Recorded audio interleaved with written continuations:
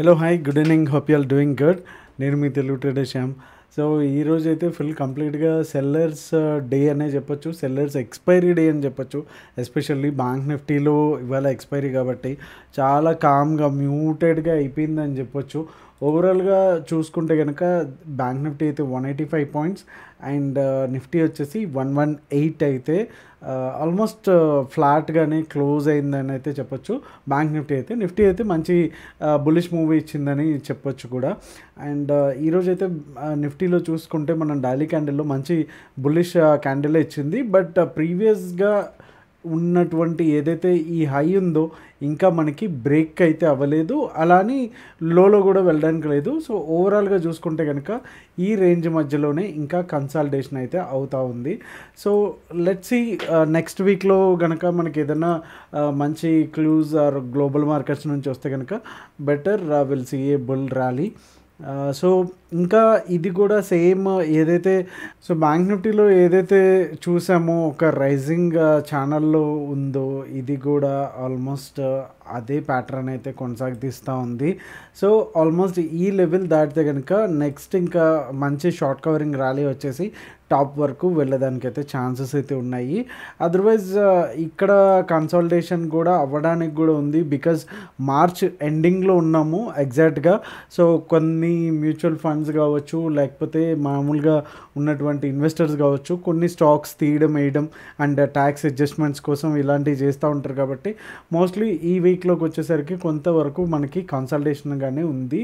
So ఒక్కసారి 1 hour time ఫ్రేమ్కి అయితే వెళ్ళిపోదాం నిఫ్టీలో. సో 1 అవర్ టైం ఫ్రేమ్లోకి వచ్చేసరికి మీకు ఇక్కడ ఏదైనా ప్యాటర్న్ కనిపిస్తే కనుక కామెంట్ అయితే చేయండి.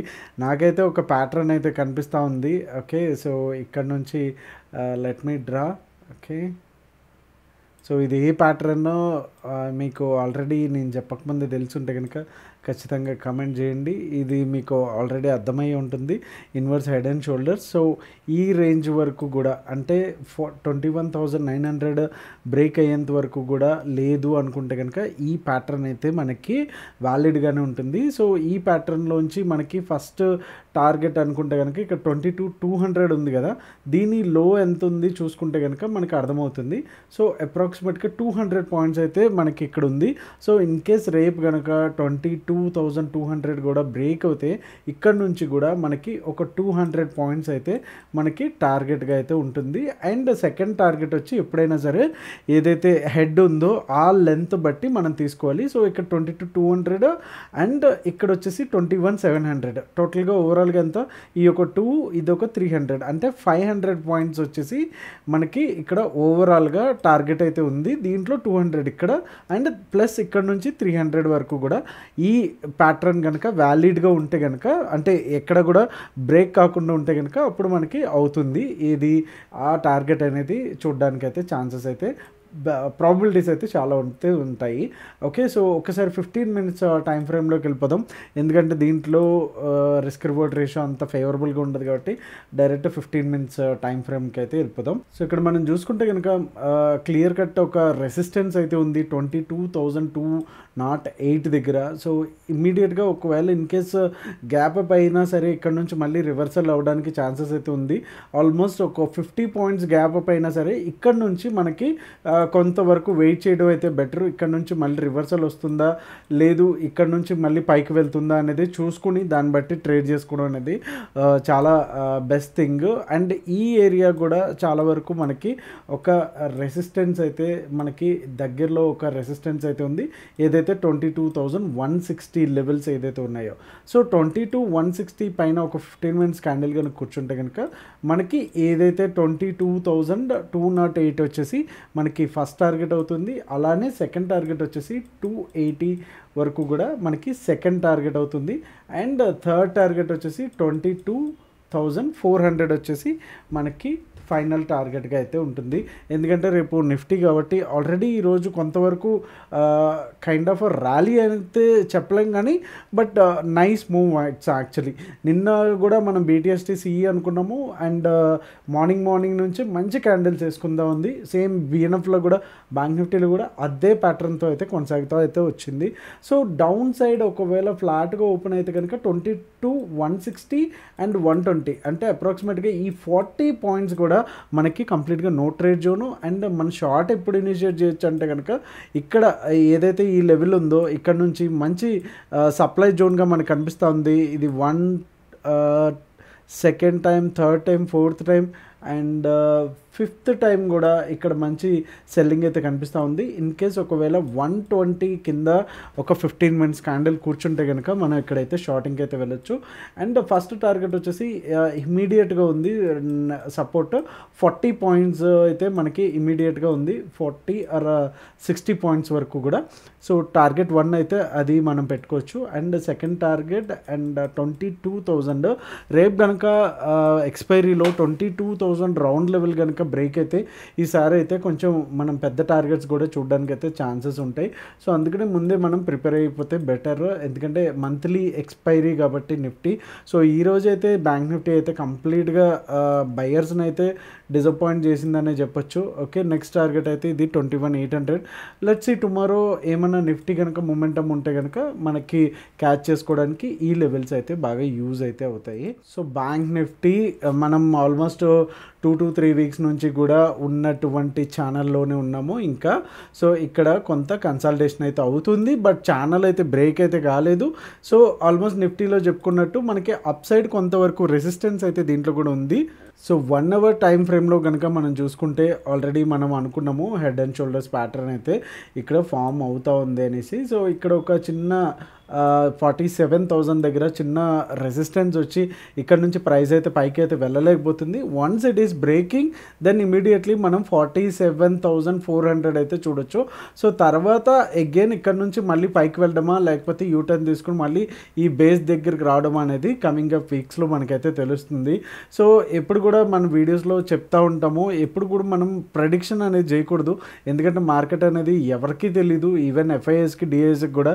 సో వాళ్ళ ప్రయత్నాలు వాళ్ళు చేస్తారు, వాళ్ళకి లాసులు వస్తాయి, మనకి లాసులు వస్తాయి. సో మనం ఏం చేయాలంటే ఓన్లీ యాక్ట్ చేస్తే సరిపోతుంది. ఆ టైం వచ్చినప్పుడు మన ప్లాన్ ఇది, ఓకే ఈ లెవెల్ వచ్చినప్పుడు నేను ఇలా చేస్తాను, ఈ లెవెల్ వచ్చినప్పుడు మనం ఇలా చేస్తాను అనేసి మనం ఒక ముందుగానే ఒక ప్లాన్ పెట్టుకుని స్టాప్ లాస్ కరెక్ట్గా మెయింటైన్ చేసుకుంటే రిస్క్ రివార్డ్ రేషియో బెటర్. ఎన్నిసార్లు చెప్పినా ఎవరు చెప్పినా ఇదే చెప్తారు ట్రేడింగ్లో మనం సక్సెస్ అవ్వాలనుకుంటే. సో ఇది కంప్లీట్గా రేపు అయితే స్కాల్పింగ్ జోన్ అయితే చెప్పొచ్చు. 46,950 నుంచి 46,650 వరకు కూడా నో ట్రేడ్ జోన్ కంప్లీట్గా.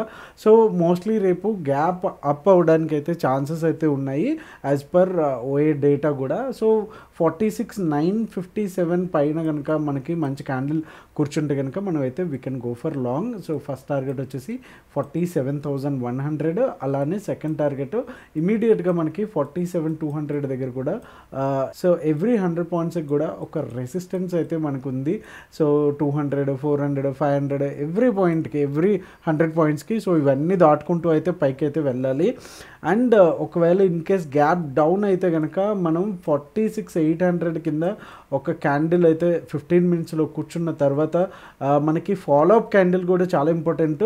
అది ఫాలోఅప్ షుడ్ బి ఏదైతే 46,700 ఉందో దీన్ని బ్రేక్ అయిన తర్వాత మాత్రమే సెల్లింగ్ అనేది ఇనిషియేటివ్ చేయడం అయితే బెటరు. ఎందుకంటే మనం ఆల్రెడీ ఏదైతే మనం హెడ్ అండ్ షోల్డర్స్ ప్యాటర్న్ అనుకున్నామో ఎగ్జాక్ట్గా ఇక్కడ ఉన్నాము. ఓకే, సో ఇది బ్రేక్ అయ్యి పైకి వెళ్తే కనుక మనకి ఇంకా అప్ మూవ్ టార్గెట్ ఇంకా అవ్వలేదు కాబట్టి మనం ఎగ్జాక్ట్గా ఈ ఏరియాలో ఉన్నాం కాబట్టి ఇంకా అప్పుడే సెల్లింగ్ గురించి అయితే ఆలోచించొద్దు. అదే ఈ పీక్లో ఉన్నప్పుడు అంటే అట్లీస్ట్ ఇక్కడ ఒక ట్రెండ్ లైన్ వచ్చింది అనుకోండి, ఇక్కడ బ్రేక్ అయితే మనకి ఒక డౌన్ సైడ్ మూవ్ అనేది తెలుస్తుంది. అండ్ ఇక్కడ కూడా ఒక ట్రెండ్ లైన్ మూవ్ అయితే బ్రేక్ అయితే మనకి డౌన్ సైడ్ అని తెలుస్తుంది. బట్ ఇక్కడ మనకి అప్ సైడ్ అని తెలుస్తుంది కాబట్టి మనం బై చేయడానికే ఎక్కువ అవకాశాలు ఎటు వస్తున్నాయి అనేది చూడడం అయితే బెటరు. అంటిల్ అన్లెస్ ఏదైతే ఈ లో ఏదైతే బ్రేక్ అవుతుందో 45,900 అప్పటి వరకు కూడా బై సైడ్ ఉండడమే చాలా చాలా ఉత్తమమైన మార్గం.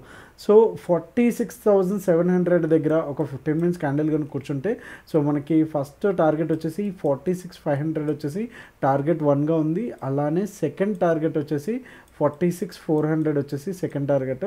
అలానే థర్డ్ టార్గెట్ వచ్చేసి 46,200గా అయితే మనకి కంప్లీట్గా ఈ 3 టార్గెట్స్ అయితే మనకి దీంట్లో అయితే ఉన్నాయి. సో యాక్చువల్గా మనకి ఎల్లుండ Good Friday holiday. So Sensex కూడా రేపే ఉంది. సో ఇది కూడా క్విక్గా 15 మినిట్స్ టైం ఫ్రేమ్లో ఒకసారి చూసేద్దాము. సో మనకి వచ్చేసి కంప్లీట్గా నో ట్రేడ్ జోన్ అయితే ఈ జోన్లో అయితే పెట్టుకోవచ్చు. అండ్ 73,124 పైన మనం ఎంట్రీ తీసుకుంటే రిస్క్ రివార్డ్ రేషియో కూడా చాలా బాగుంది ఇక్కడ. అండ్ ఫస్ట్ టార్గెట్ వచ్చేసి 73,200. అలానే నెక్స్ట్ రెసిస్టెన్స్ ఏదైతే ఉందో 73,400గా టార్గెట్ 2గా అయితే ఉన్నాయి. సో ఈ ఏరియాలోకి వచ్చేసరికి no trade zone or else scalping opportunities అయితే వస్తాయి.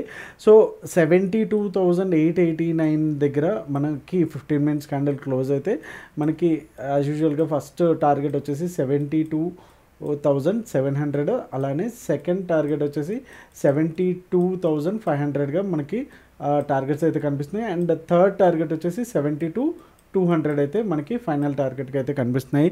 సో ఓవరాల్గా రేపు ఈ ఏరియాలోనే ఉండిపోతే కనుక సెన్సెక్స్ దీన్ని టచ్ చేయకపోవడం అయితే చాలా చాలా బెటర్ థింగ్. అండ్ చిన్న క్యాపిటల్లో ఉంటే కనుక కొంచెం కేర్ఫుల్గా ఉండండి. ఎందుకంటే పైకి వెళ్ళిపోతున్నాను అనేసి చూసారా ఎంత విక్ వదిలేసి కంప్లీట్గా కిందకి రావడం జరిగిందో. సో ఇలాంటప్పుడు ప్రీమియమ్స్ కూడా అందులో రేపు ఎక్స్పైరీ కాబట్టి ఫాస్ట్గా కిందకి రావడానికి జరుగుతుంది.